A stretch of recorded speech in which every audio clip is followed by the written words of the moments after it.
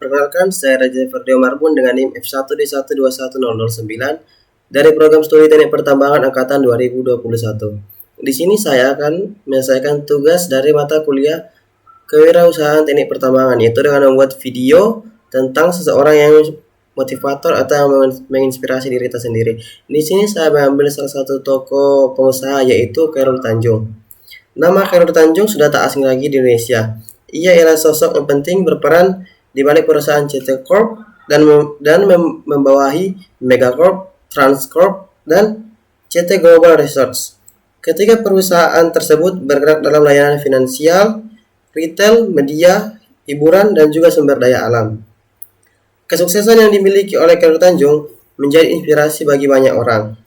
Sebagai seorang pebisnis, Khairul Tanjung dikenal sebagai pengusaha yang bertangan dingin.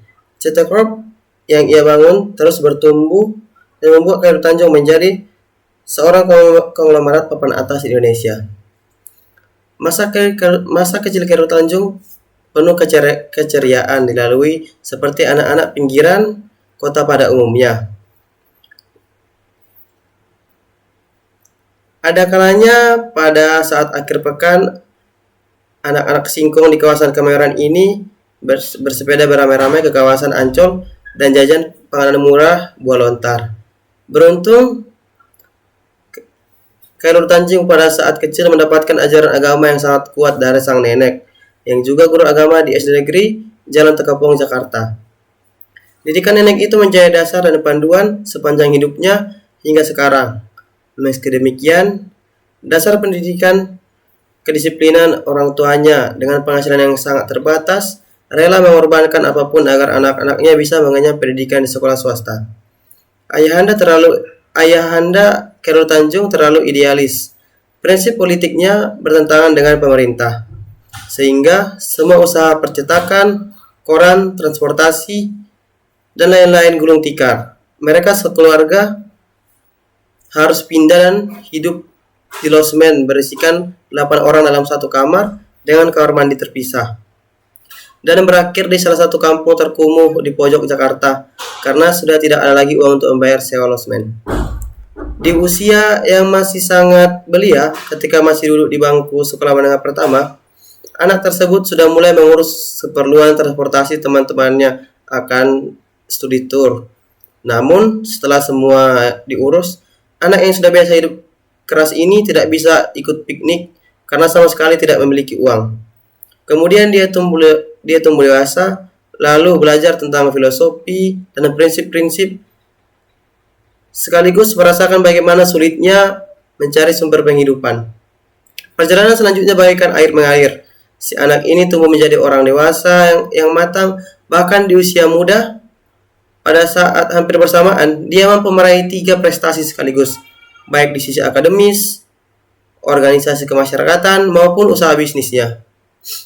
Khairul Tanjung merupakan salah satu anak dari kampung kumuh di Jakarta yang kini menjadi salah satu tokoh yang cukup diperhitungkan di Indonesia. Dari sisi kegiatan dan kiprahnya, Khairul Tanjung termasuk salah satu pengusaha papan atas di Indonesia yang disebut sebagai The Rising Star, yang merasa bukan anak orang kaya, bukan anak jenderal, ataupun bukan anak konglomerat. Mengenai yang kedua, entrepreneurship, kita perlu banyak belajar dari Khairul Tanjung. Dalam waktu kurang dari 10 tahun, dihitung saat mengakuisisi Bank Mega dari Bank Karman tahun 1996 hingga 2006, ketika masuk di urutan ke-18 dari 40 orang terkaya Indonesia versi majalah Forbes dengan total kekayaan pribadi 310 juta dolar AS atau lebih dari 2,8 triliun. Di bulan Maret 2012, majalah yang sama mengeluarkan daftar 1.226 orang terkaya di dunia. 17 diantaranya orang itu Khairul Tanjung. Khairul Tanjung termasuk diantaranya dalam urutan ke-634 dengan kekayaan pribadi 2 miliar dolar AS. Khairul Tanjung tidak membantah julukan The Rising Star, tetapi membantah disebut sebagai pengusaha dadakan. Sebab dia merasa semua diperoleh berkat kerja keras bertahun-tahun sejak mahasiswa.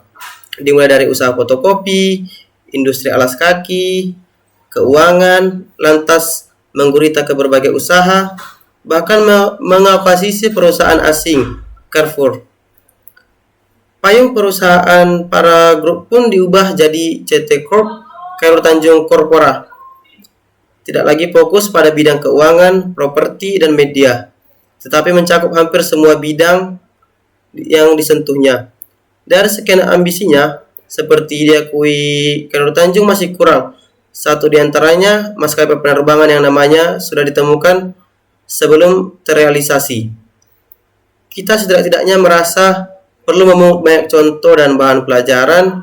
Berkat kerja keras dan kerja tuntas, dia berhasil mengubah dari nobody yang tidak diperhitungkan menjadi seorang somebody yang diperhitungkan banyak orang.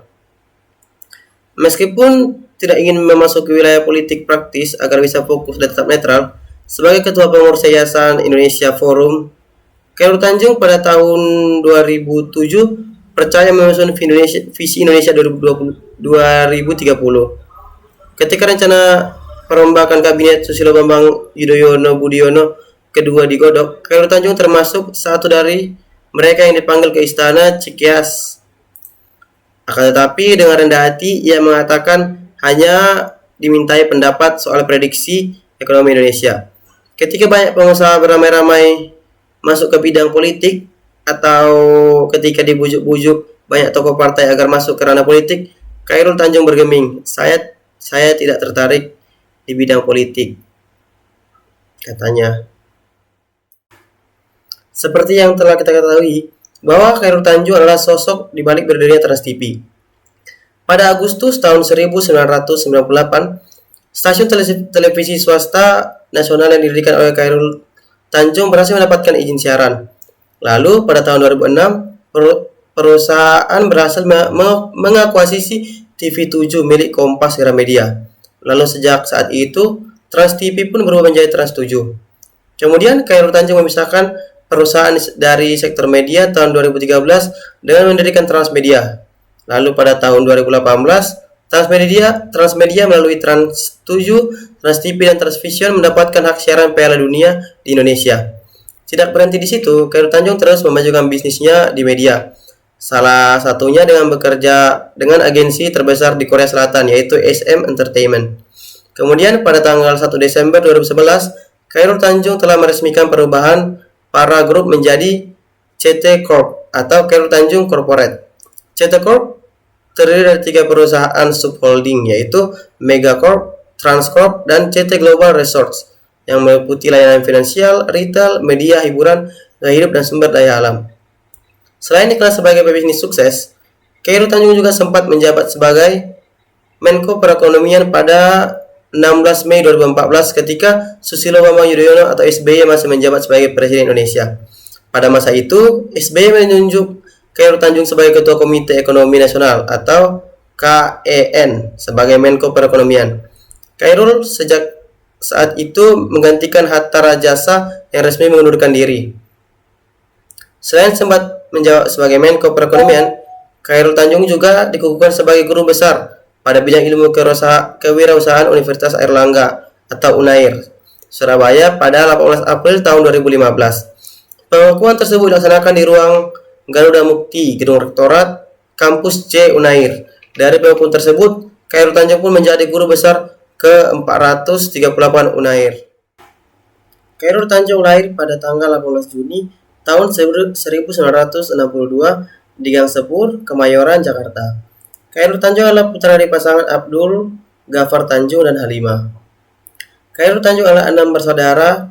Pada masa Orde Baru, usaha sang ayah dipaksa untuk berhenti dan tutup karena dianggap berseberangan secara politik dengan penguasa pada saat itu.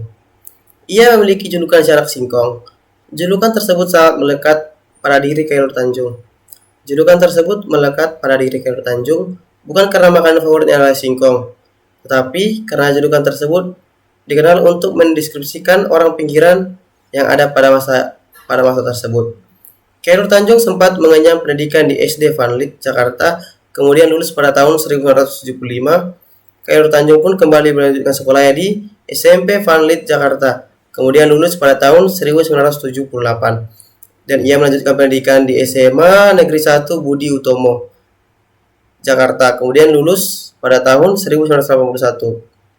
Usai lulus SMA, Khairul Tanjung kemudian melanjutkan pendidikannya di Fakultas Kedokteran Gigi Universitas Indonesia dan lulus di tahun 1987. Selama menjalani kuliah di kedokteran gigi, Khairul Tanjung sempat menjalani bisnis yaitu berjualan buku, usaha fotokopi, bahkan hingga berjualan kaos. Selain itu, Khairul Tanjung pun sempat menjadi penyedia peralatan laboratorium serta kedokteran di kawasan Pasar Senen. Namun, usaha tersebut berakhir bangkrut. Sejak kuliah, ia memulai bisnis sehingga muncullah naluri untuk berwirausaha. Khairul Tanjung juga merasa bangga karena berhasil meniti karir yang sangat berbeda dari pendidikan yang ia tempuh. Khairul Tanjung telah memulai karir bisnisnya sejak ia masih kuliah. Pada mulanya, ia hanya berjualan untuk biaya kuliah saja. Bisnis yang ia lakukan adalah berjualan kaos hingga membuka jasa fotokopi. Setelah lulus dan menyelesaikan pendidikannya di Universitas Indonesia, Khairul Tanjung mulai fokus untuk merintis bisnisnya. Pada mulanya, Khairul Tanjung kemudian mendirikan PT Pariyarti Sindutama bersama dengan ketiga rekannya pada tahun 1987 dengan modal awal sebesar 150 juta dari Bank Exim Khairul. Khairul dan rekan-rekannya pun memproduksi sepatu anak-anak untuk kemudian diekspor.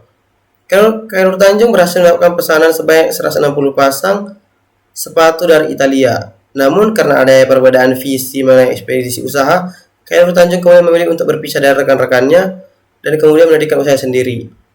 Kemahiran Khairul Tanjung dalam membangun jaringan sebagai seorang pengusaha membuat bisnis yang ia bangun berhasil ia arahkan ke kolaborasi. Dalam bisnis, ia mereposisikan dirinya dalam 3 bisnis yaitu bidang keuangan. Ia mengambil alih Bank Karman pada tahun 1996 dan kini bernama Bank Mega. Selain itu, Khairul Tanjung juga berhasil membuka bisnis toko Bandung Supermall dan membeli Bank Tugu yang kini namanya berubah menjadi Bank Mega Syariah Indonesia. Di tangan Khairul Tanjung, Bank Mega perlahan-lahan mulai mendapatkan keuntungan. Lalu pada tahun 2001, bank tersebut berhasil menawarkan sahamnya di Bursa Efek Jakarta. Berikutnya, Bank Mega pun menjadi tulang punggung bagi para grup sebuah perusahaan yang didirikan oleh Khairul. Khairul Tanjung juga menamakan perusahaan tersebut dengan nama para grup. Perusahaan kolaborasi tersebut memiliki para inti Holdindo sebagai father holding company yang akhirnya membawa beberapa subholding yaitu para Global Investindo atau biaya keuangan, para inti Investindo atau media dan investasi, dan para inti Propertindo atau penyedia properti. Untuk saat ini, jumlah kekayaan Khairul Tanjung terus meningkat hingga mencapai 5,1 miliar US dollar atau sekitar 7,85 triliun rupiah dan berada di urutan ketiga sebagai orang terkaya di Indonesia. Sebagai seorang pebisnis sukses, tentu saja karir dan pemikiran Khairul Tanjung banyak dicontoh sebagai inspirasi dan juga sebagai pemacu agar bisa mengikuti jejak kesuksesannya. Khairul Tanjung sempat menyatakan bahwa dalam membangun bisnis, mengembangkan jaringan merupakan suatu hal yang penting. Oleh sebab itu, memilih rekan yang baik sangat diperlukan. Membangun relasi tidak hanya pada perusahaan ternama saja, akan tetapi juga pada rekan-rekan yang belum terkenal sekalipun. Menurut Khairul Tanjung, pertemanan yang baik akan dapat membantu seseorang dalam berproses dan mengembangkan bisnis yang dikerjakan. Cukup sekian dari saya, lebih kurangnya saya mohon maaf. Apabila ada tutur kata yang salah, saya mohon maaf. Terima kasih.